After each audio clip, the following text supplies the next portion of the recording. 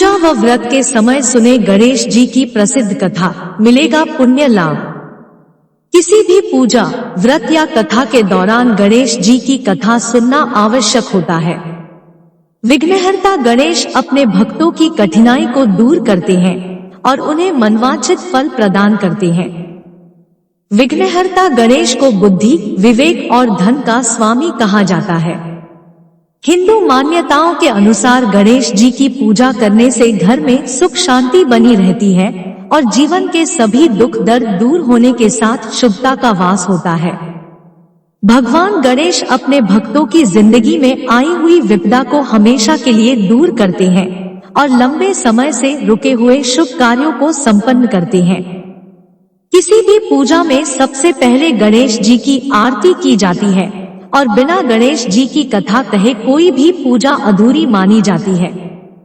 आज हम आपके लिए गणेश जी की कथा लेकर आए हैं जो हर एक पूजा में सुना जाता है। पौराणिक कथाओं के अनुसार एक गांव में एक विधवा अपनी बहू के साथ रहती थी। उसकी बहू मंद बुद्धि थी जो अपनी भूख बर्दाश्त नहीं कर पाती थी और हमेशा खाने के लिए उतारू रहती थी। वह सबसे पहले उठकर खाना खाती थी, फिर घर के बाकी काम किया करती थी। एक दिन विधवा ने अपने घर में पूजा करवाने का सोचा, लेकिन वह थोड़ी परेशान थी क्योंकि उसकी बहू अगली सुबह उठते ही खाने के लिए दौड़ेगी और पूजा के लिए बनाए गए पकवान को झूठा कर देगी। अपनी बहू को पूजा के लिए बनाए गए पकवान से दूर रखने के लिए विधवा ने एक तरीका निकाला।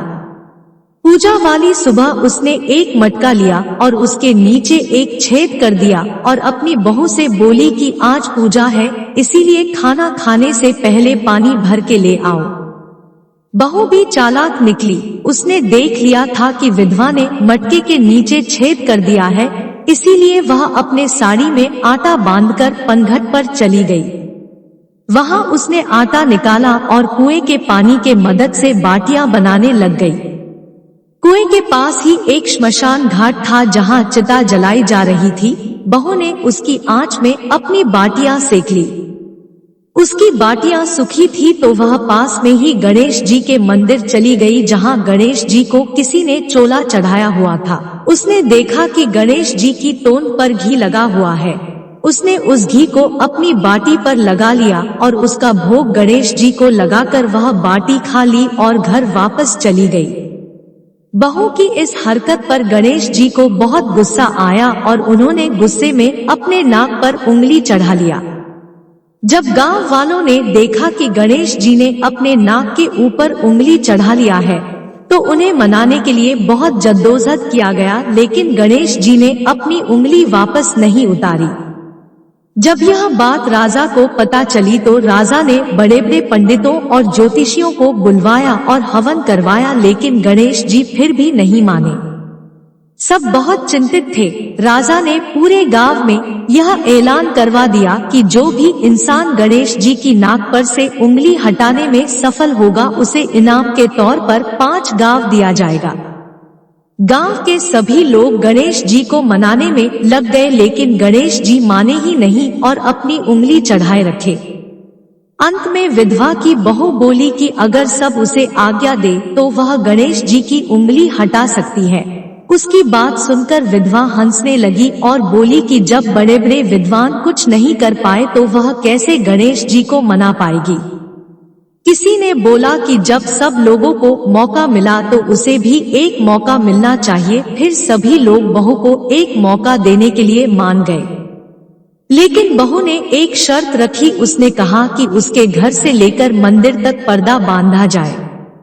सब लोगों ने सोचा कि इतना कुछ तो हो ही चुका है तो पर्दा बांधने में क्या जाता है। बहू के कहे अनुसार उसके घर से लेकर मंदिर तक पर्दा लगाया गया। बहू ने अपना दिमाग लगाया और वह अपने पेटीकोट में मोगरी छिपाकर मंदिर चली गई।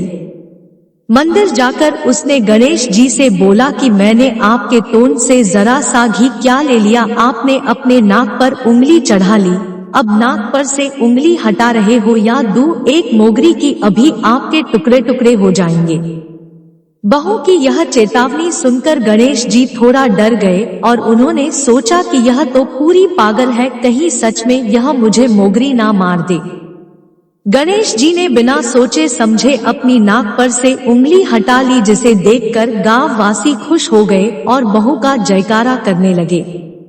राजा के ऐलान के मुताबिक बहू को 5 गांव इनाम में दिए गए। यह कथा सुनकर लोग गणेश भगवान से यह मांगते हैं कि वह भी उस बहू की तरह सबकी बात मान जाए और उनकी मनोकामना पूरी कर दे। दोस्तों, जानकारी अच्छी लगी हो तो कमेंट में जय श्री गणेशाय नामा जरूर लिखें। मिलते हैं अगली वीडियो में। धन्यवाद।